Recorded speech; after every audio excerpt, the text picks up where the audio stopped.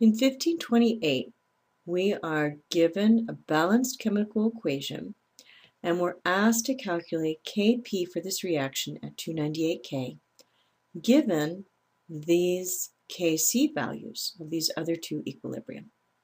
So this is similar to a Hess's law problem, but unlike Hess's law where we add the delta H's to get the final delta H, when we're dealing with equilibrium, we multiply the K values together to get the final K. So let's look at how I solve this problem. So the first thing I do is write out the equation that I want. Nitrogen, oxygen, and bromine react in the gaseous form to form 2 moles of NOBr. And these are the two equilibrium constants that I'm given. They're both Kc's. And I notice that in my first chemical equation, I have the product that I want with the correct stoichiometric coefficient and one of the reactants. So I'm going to leave this equation as it is and the K value as it is.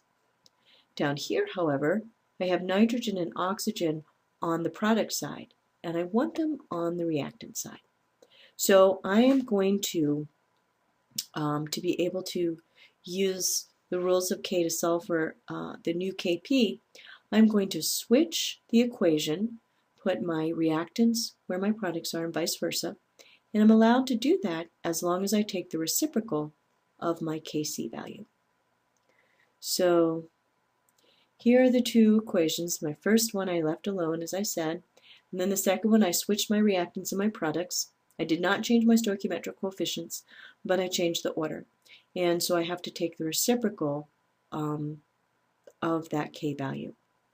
And when I do that, I get 4.76 times 10 to the minus 30. Now I am going to make sure that when I add these two equations together, I get the desired equation. And I notice that my 2 moles of nitrogen monoxide cancel out. If they are on opposite sides of the arrow and they're in the same phase and the same stoichiometric coefficient, they cancel out. So this is exactly what I want.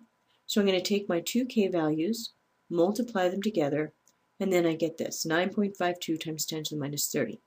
Now, I forgot to indicate it here, but this is a Kc.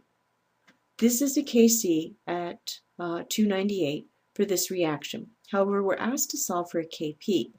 So I've got to use the relationship between Kp and Kc, which is this right here. So my delta N is the difference in number of moles of gaseous product from gaseous reactants. So I have 2 moles of gaseous product. I have 3 moles of gaseous reactants. So 2 minus 1 is, 2 minus 3 is negative 1. So to calculate Kp, I would take Kc times RT to the negative 1. Well, anything to the negative 1 is the reciprocal. So what that does is it takes my product of RT and puts it in the denominator. So R is 0.0821. My temperature was given at 298 Kelvin. And when I multiply these together and divide them into my numerator, this is the value that I get, 3.89 times 10 to the minus 32.